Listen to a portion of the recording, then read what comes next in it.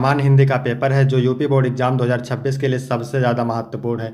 मेरे प्यारे बच्चों, पूरा पेपर एकदम अच्छे से आंसर के साथ आपको बताने वाले हैं, तो आप लोग वीडियो को पूरा अंत तक देखिएगा। यदि आप वीडियो को पूरा अंत तक देखते हैं तो मैं गारंटी से कह सकता हूं कि आप बोर्ड एग्जाम 2026 में सामान्य हिंदी में 95 प्लस अंक जरूर लेकर आओगे। सेम ऐसा ही पेपर आपके बोर्ड एग्जाम 2026 में पूछा जाएगा। समय 3 घंटे 15 मिनट का होता है मेरे प्यारे बच्चों, और पूर्णांक होता है 100 का। यहाँ पर थोड़ा सा निर्देश देख लेते हैं। निर्देश में क्या है? प्रारंभ के 15 मिनट परीक्षार्थियों को प्रश्न पत्र पढ़ने के लिए निर्धारित है। इस प्रश्न पत्र में 2 खंड हैं, दोनों खंडों के सभी प्रश्नों के उत्तर देना अनिवार्य है। तो सभी लोग वीडियो को लाइक करेंगे, चैनल पर नए होंगे चैनल को सब्सक्राइब करेंगे, शेयर करेंगे। चलिए वीडियो को शुरू करते हैं।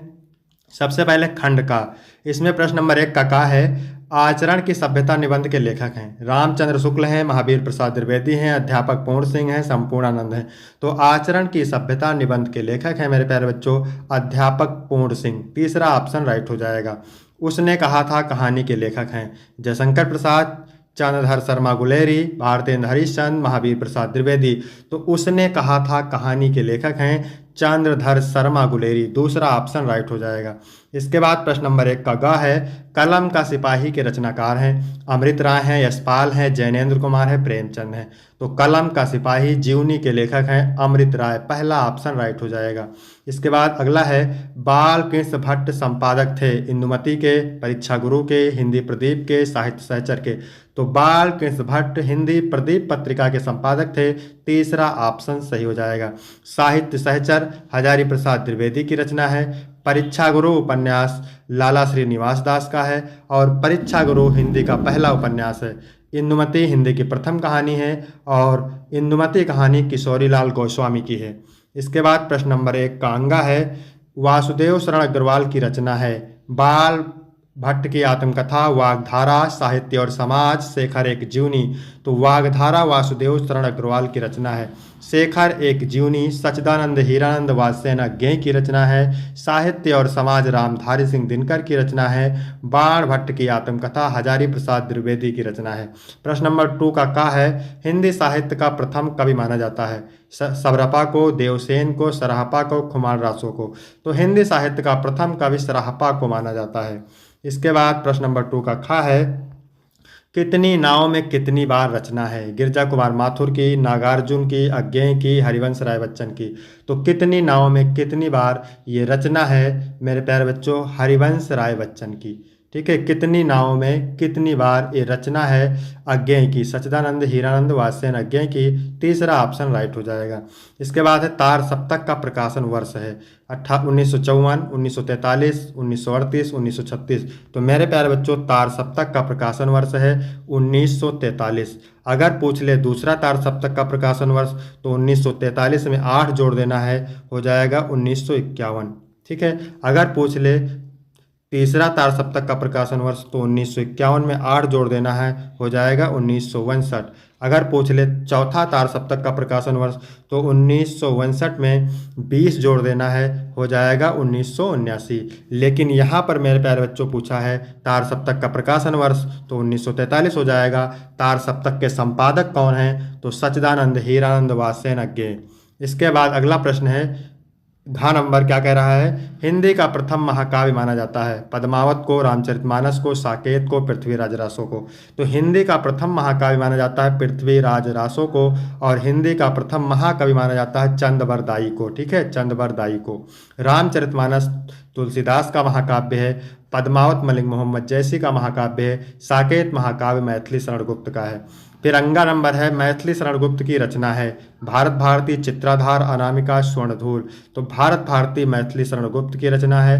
अनामिका मेरे प्यारे बच्चों सूर्यकांत त्रिपाठी निराला की रचना है। चित्राधार जयशंकर प्रसाद की रचना है, और स्वर्णधूल सुमित्रानंदन पंत की रचना है। यहाँ तक हो गए आपके 10 बहुविकल्पीय प्रश्न। इसके बाद मेरे प्यारे बच्चों तीसरा प्रश्न है, क्या कह रहा है दिए गए गद्यांश पर आधारित निम्नलिखित प्रश्नों के उत्तर दीजिए। तो गद्यांश 10 अंक का पूछा जाता है, मोस्ट इंपॉर्टेंट गद्यांश है, हर बार ये रिपीट होता रहता है, तो जरूर इसको आप तैयार करेंगे। मातृभूमि पर रहने वाले मनुष्य राष्ट्र का दूसरा अंग है पृथ्वी हो और मनुष्य ना हो तो राष्ट्र की कल्पना असंभव है। पृथ्वी और जन दोनों के सम्मिलन से ही राष्ट्र का स्वरूप संपादित होता है। जन के कारण ही पृथ्वी मातृभूमि की संज्ञा प्राप्त करती है। पृथ्वी माता है और जन सच्चे अर्थों में पृथ्वी का पुत्र है। तो जहाँ पर देख जाए पृथ्वी शब्द, मातृभूमि शब्द, ठीक है, राष्ट्र शब्द, भूमि शब्द, माता शब्द, जन शब्द, तो आपको समझ जाना है कि ये राष्ट्र का स्वरूप चैप्टर से लिया गया है। पहला क्वेश्चन है, दिए गए गद्यांश का शीर्षक एवं लेखक का नाम। पाठ का शीर्षक है राष्ट्र का स्वरूप। पाठ के लेखक हैं वासुदेव शरण अग्रवाल। ठीक है, इसके लिए आपको 2 अंक मिलेंगे। राष्ट्र की कल्पना कब असंभव है? तो अभी आपने पढ़ा था पैराग्राफ में, पृथ्वी हो और मनुष्य ना हो तो राष्ट्र की कल्पना असंभव है। पृथ्वी हो और मनुष्य ना हो तो राष्ट्र की कल्पना असंभव है। ठीक है, पैराग्राफ आपको अच्छे से पढ़ना है, आसानी से आपको उत्तर मिल जाएगा। पृथ्वी हो और मनुष्य ना हो तो राष्ट्र की कल्पना असंभव है। पृथ्वी और जन दोनों मिलकर क्या करते हैं? तो पृथ्वी और जन दोनों मिलकर राष्ट्र का निर्माण करते हैं, राष्ट्र के स्वरूप को संपादित करते हैं। अभी आपने पढ़ा था, लिखा हुआ है। फिर अगला प्रश्न है, पृथ्वी कब मातृभूमि की संज्ञा प्राप्त करती है? तो पृथ्वी मातृभूमि की संज्ञा जन यानी मनुष्य के कारण ही प्राप्त कर सकती है। रेखांकित अंश की व्याख्या, 5वां प्रश्न है, तो व्याख्या किसकी करना है? पृथ्वी माता है और जन सच्चे अर्थों में पृथ्वी का पुत्र है, इसकी करना है व्याख्या। बहुत ही आसान शब्दों में मैंने लिखा है। जिस प्रकार माता हमें जन्म देती है, पालन पोषण करती है, हमें प्यार करती है, उसी प्रकार पृथ्वी हमें अन्न देती है। इसकी धूल में हम खेल कर बड़े होते हैं, इसकी हवा में हम सांस लेते हैं। पृथ्वी एक माता के समान हमारा पालन पोषण करती है, अतः पृथ्वी एक माता के समान है और मनुष्य सच्चे अर्थों में पृथ्वी का पुत्र है। यहाँ पर अथवा करके 2 दिया हुआ है मेरे प्यारे बच्चों, एक करना है आपको। अशोक का वृक्ष जितना भी मनोहर है, जितना भी रहस्यमय हो, जितना भी अलंकारमय हो, परंतु है उस विशाल सामंत सभ्यता की परिष्कृत रूज का ही प्रतीक, जो साधारण प्रजा के परिश्रम पर पली थी। उसके रक्त संचार कानों को खाकर बड़ी हुई थी और लाखों करोड़ों की उपेक्षा जो समृद्धि हुई थी, वह सामंत उखड़ गए और दिनों दिन उत्साह की धूमधाम मिट गई। तो देखिए यहाँ पर अशोक शब्द दिया है। अशोक शब्द से आप समझ जाइए कि अशोक के फूल चैप्टर से लिया गया है और इसके लेखक हैं कौन? हजारी प्रसाद द्विवेदी। ठीक है, सामंत सभ्यता की परिष्कृत रूज का प्रतीक कौन है? सामंत सभ्यता की परिष्कृत रूज का प्रतीक है अशोक का वृक्ष। इसके बाद तीसरा प्रश्न है, लाखों करोड़ों की उपेक्षा से कौन समृद्ध हुई थी? तो आपने अभी पढ़ा था, लेखक के अनुसार लाखों करोड़ों व्यक्तियों की उपेक्षा से सामंतवाद समृद्ध हुआ था। आज उस सामंत सभ्यता की क्या स्थिति है? तो लेखक के अनुसार आज उस सामंती सभ्यता की स्थिति यह है कि वह उखड़ गए हैं, उनका समाज ढह गया है और उनके विलासितापूर्ण जीवन की धूमधाम मिट गई है। इसके बाद है रेखांकित अंश की व्याख्या। तो व्याख्या किसकी करनी है? यहाँ पर देख सकते हैं आप, उसके रक्त से लेकर के मिट गई, यहाँ तक कि आपको करना है व्याख्या। तो चलिए देखते हैं इसकी व्याख्या कैसे लिखना है। लेखक का कहना है कि संसार का नियम है कि जो वस्तु अथवा परंपरा है वह समय के साथ परिवर्तन होता ही है।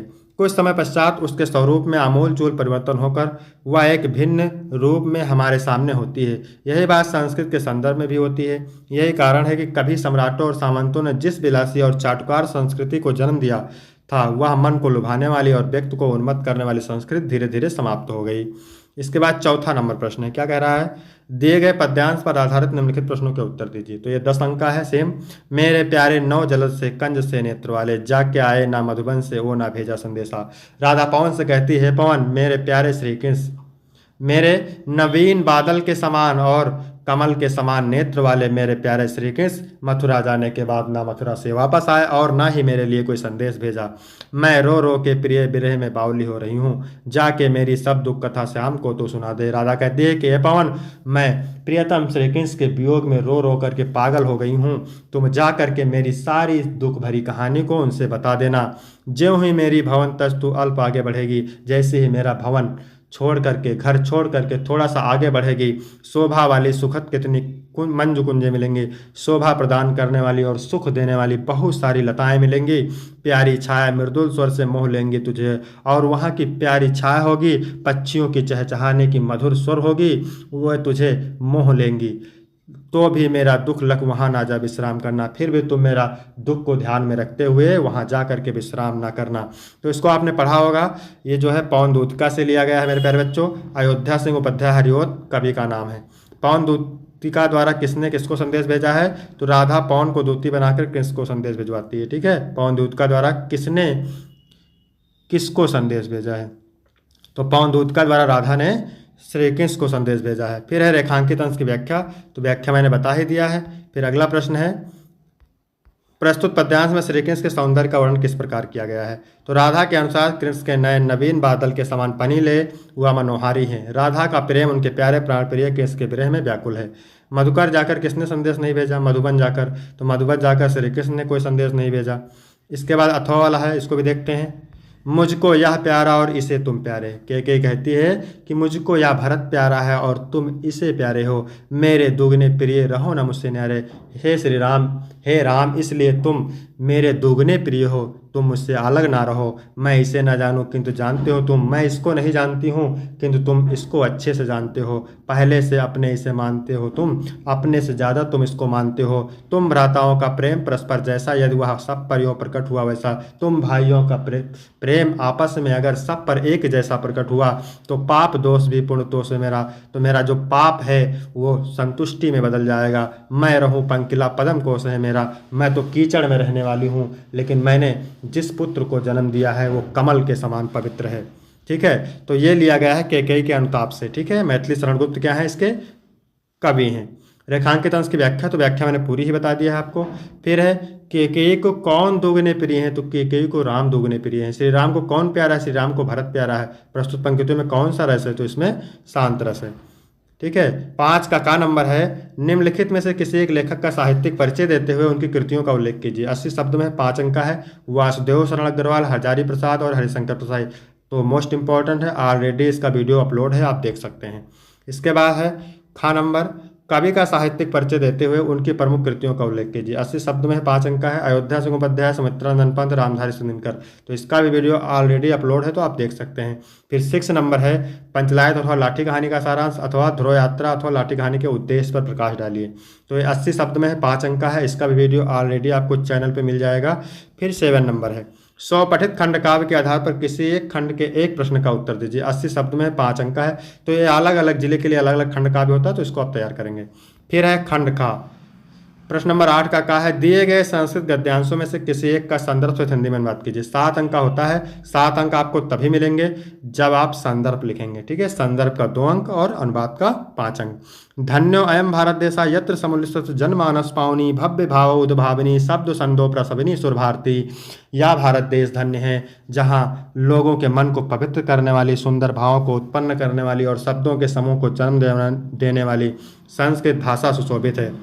विद्यमान निखिले वैप वांगेश अस्या वांग्यम सर्वश्रेष्ठ सुपन्नम चावर्ते। विद्यमान वर्तमान साहित्यों में इसका साहित्य सर्वश्रेष्ठ और सुसंपन्न है। यमेव भाषा संस्कृत नामनापि लोके प्रथितास्त। यही भाषा संस्कृत के नाम से संसार में प्रसिद्ध है। अस्माकं रामायण महाभारत इतिहास ग्रंथा चत्वारो वेदा सर्वा उपनिषद अष्टदश पुराणानि अन्यान च महाकाव्य नाटक आदि अस्यायो भाषाएं लिखतान संति। यानी हमारे रामायण महाभारत ऐतिहासिक ग्रंथ, चारों वेद, सभी उपनिषद, 18 पुराण और अन्य महाकाव्य नाटक आदि इसी भाषा में लिखे गए हैं। संदर्भ कैसे लिखना है? प्रस्तुत गद्यांश हमारी पाठ्यपुस्तक संस्कृत के संस्कृत भाषा महत्तम नामक पाठ से अवतरित है। अथवा करके 2 पूछता है, इसको भी देख लेते हैं। याज्ञवल्क्य मैत्री उवाच मैत्री। याज्ञवल्क्य ने मैत्री से कहा, हे मैत्री, उदस्यन अहम असमात स्थानम अस्म। मैं इस गृहस्थ आश्रम को छोड़कर ऊपर जाने वाला हूँ, अर्थात संन्यास आश्रम में जाने वाला हूँ। ततः ते अनया कात्यायन्यः विच्छेदम कर्णवातित। इसलिए मैं तुम्हारा और कात्यायनी का बंटवारा करवा दूँ। मैत्री उवाच, मैत्री ने कहा, यदि ये सर्वा पृथ्वी वित्तेन पूर्णा स्यात्। यदि संपूर्ण पृथ्वी धन से परिपूर्ण हो जाए तो क्या मैं तत् किम तेना अमृतम सैमित। तो क्या मैं अमर हो जाऊंगी? याज्ञवल्क्य वाच, याज्ञवल्क्य ने कहा, नहीं। यथोप कर्णवाताम जीवनम तथैव ते जीवनम स्यात्। जिस प्रकार एक धनिक का जीवन होता है उसी प्रकार तुम्हारा भी जीवन होगा। अमृतस्य तु नाशस्य वित्तेनित। अमरता धन प्राप्त का साधन नहीं है। सा मैत्री वाच, एना नामृतम स्याम किमः तेन कुर्याम। वह मैत्री ने कहा, जिससे मैं अमर ना हो सकूंगी उसे मैं लेकर क्या करूंगी। यदेव भगवान केवल अमृत साधनम जाना तदेव मैं ब्रूहि। हे भगवान, यदि आप केवल अमरता प्राप्त के साधन को जानते हैं तो उसे हमें बताएं। याज्ञवल्क्य ने कहा, उवाच प्रिय ना सती तुम प्रिय भाष्य। याज्ञवल्क्य ने कहा, प्रिय, तुम पहले भी मेरी प्रिय रही हो और अब भी प्रिय अर्थात अच्छी लगने वाली बातें कर रही हो। यही उपविश व्याख्याम ते अमृत साधनम। आओ बैठो, मैं तुमसे अमरता प्राप्त के साधन की व्याख्या करता हूँ। संदर्भ कैसे लिखना है? प्रस्तुत गद्यांश हमारी पाठ्यपुस्तक संस्कृत के आत्मज्ञ एवं सर्वज्ञ नामक पाठ से अवतरित है। फिर यहाँ पर नंबर दिया है, ये भी 7 अंक का है। किसी एक का संदर्भ से हिंदी में बात कीजिए। सुखार्थीन कुतो विद्या, सुख चाहने वाले को विद्या कहाँ। कुतो विद्यार्थिना सुखम, विद्या चाहने वाले को सुख कहाँ। सुखार्थी व तजेत विद्या, सुख चाहने वालों को विद्या छोड़ देनी चाहिए। विद्यार्थी व तजेत सुखम, और विद्या चाहने वालों को सुख छोड़ देना चाहिए। संदर्भ कैसे लिखना है। प्रस्तुत श्लोक हमारी पाठ्यपुस्तक संस्कृत के सुभाषित रत्नान नामक पाठ से अवतरित है। फिर अथवा करके दिया हुआ है पहले चैप्टर से, भोजस्योदार्यम से। अर्ध दानो वैनरा गिरजय अर्ध शिवासतम, यानी भगवान शिव का आधा भाग दानवों के शत्रु विष्णु ने ले लिया और आधा भाग पार्वती ने ले लिया। देवत्यम जगती तले पुरा हरा भाव समिलत, इस प्रकार से हे राजन पृथ्वी तल पर पूरी तरह से शिव का अभाव दिखाई देने से गंगा सागर में, चंद्रकला आकाश में और शेषनाग रसातल में चला गया। सर्वज्ञता और अधिश्वरता आप में चली गई और भिक्षाटन मुझे मिल गया। ये संदर्भ आप देख सकते हैं कैसे लिखना है। इसके बाद है 9 नंबर, क्या कह रहा है। निम्नलिखित मुहावरों और लोकोक्तियों में से किसी एक का अर्थ लिखकर वाक्य में प्रयोग कीजिए। 2 अंक का है। आंखें चार होना मतलब प्रेम होना, आँखों का तारा होना मतलब दर्शन दुर्लभ होना, पानी पानी होना लज्जित होना, सावन हरे ना भादो सूखे। ठीक है, हमेशा एक समान रहना। फिर 10 नंबर प्रश्न है, आपठित गद्यांश पर आधारित प्रश्नों के उत्तर दीजिए। 5 अंक का होता है। ये आपठित गद्यांश पूछा जाता है, बहुत ही आसान होता है। इसको पढ़ेंगे और आसानी से इसका उत्तर आपको मिल जाएगा। ठीक है, मैंने स्वतंत्र भारत में दुर्गा भाभी का सम्मान किस प्रकार किया गया। तो स्वतंत्र भारत में दुर्गा भाभी की उपेक्षा और आदर दोनों मिले। उनके सम्मान में आयोजित एक समारोह में तत्कालिक मुख्यमंत्री दरबारा सिंह ने उन्हें 51,000 रुपये भेंट किए, पर भाभी ने वह रुपये वो नहीं वापस कर दिए। स्वाधीनता संग्राम में भाग लेने वाले का लक्ष्य क्या था। देश की स्वतंत्रता का लक्ष्य था। ठीक है, इसके बाद है 3रा प्रश्न, दुर्गा को सम्मान में जो धन भेंट किया गया उसे किस हेतु प्रयोग करने के लौटा दिया गया। तो दुर्गा भाभी ने भेंट स्वरूप प्रदान किए गए रुपये लेने से इनकार कर दिया। उन्होंने उस पर कहा, जब हम आज़ादी के लिए संघर्ष कर रहे थे उस समय किसी व्यक्तिगत लाभ या उपलब्धि की अपेक्षा नहीं थी, केवल देश की स्वतंत्रता ही हमारा ध्येय था। उस ध्येय पथ पर हमारे कितने ही साथी अपना सर्वस्व न्यौछावर कर गए। इसके बाद है 11 का नंबर, निम्नलिखित शब्द युग्मों का सही अर्थ चयन करके लिखिए। अविराम और अभिराम, तो अभिराम का मतलब होता है बिना रोक के, अभिराम का मतलब होता है लगातार या सुंदर। फिर है बात या फिर वात, तो बात का मतलब होता है वार्ता और वात का मतलब होता है हवा। फिर है निम्नलिखित शब्दों में से किसी एक शब्द के 2 अर्थ लिखिए। 2 अंक का है। वर का मतलब क्या होता है, श्रेष्ठ अच्छा। ब्राह्मण, द्विज का मतलब ब्राह्मण कह सकते हैं, पक्षी कह सकते हैं। राग का मतलब प्रेम अनुराग कह सकते हैं। फिर है निम्नलिखित वाक्यांशों के लिए एक शब्द का चयन करके लिखिए। जो ईश्वर में विश्वास करता हो उसे क्या कहते हैं, आस्तिक। जानने की इच्छा रखने वाले, जिज्ञासु। इसके बाद है घ नंबर, क्या कह रहा है, निम्नलिखित में से किन्हीं 2 वाक्यों को शुद्ध करके लिखिए। उसने 3 पुस्तकें खरीदा, तो ऐसे रहेगा उसने 3 पुस्तकें खरीदी। कृपया मेरे सामानों पर ध्यान रखना, तो कृपया मेरे सामानों पर ध्यान रखना। ठीक है, मैं भोजन कर लिया हूँ, यानी मैं भोजन कर लिया हूँ, मैं भोजन कर लिया हूँ, मैं भोजन कर चुका हूँ। ठीक है, एक पुरुष और एक स्त्री जा रही हैं, यानी एक पुरुष और एक स्त्री जा रहे हैं। ठीक है, जा रहे हैं होगा यहाँ पे। फिर है 12 का खा और गा, अलंकार से, रस अलंकार छंद से। ठीक है, तो इसका वीडियो आपको चैनल पे मिल जाएगा, इंपॉर्टेंट रस अलंकार छंद का, टेंशन लेने की आवश्यकता नहीं है। फिर 13 नंबर प्रश्न है, अपने प्रधानाचार्य को छात्रवृत्ति के लिए आवेदन पत्र अथवा अपने मोहल्ले की नालियों की सफाई और नगर निगम के स्वास्थ्य अधिकारी को पत्र लिखे, तो इसका भी वीडियो आपको जल्द ही मिल जाएगा। फिर 14 नंबर प्रश्न है, निम्नलिखित विषयों में से किसी एक विषय पर निबंध लिखें। 9 नंबर का है, महत्वपूर्ण निबंध है, इसको आप तैयार करेंगे। वीडियो कैसा लगा, वीडियो अच्छा लगा हो तो वीडियो को लाइक करेंगे, सब्सक्राइब करेंगे। फिर मिलते हैं आपको अगले वीडियो में, तब तक के लिए धन्यवाद।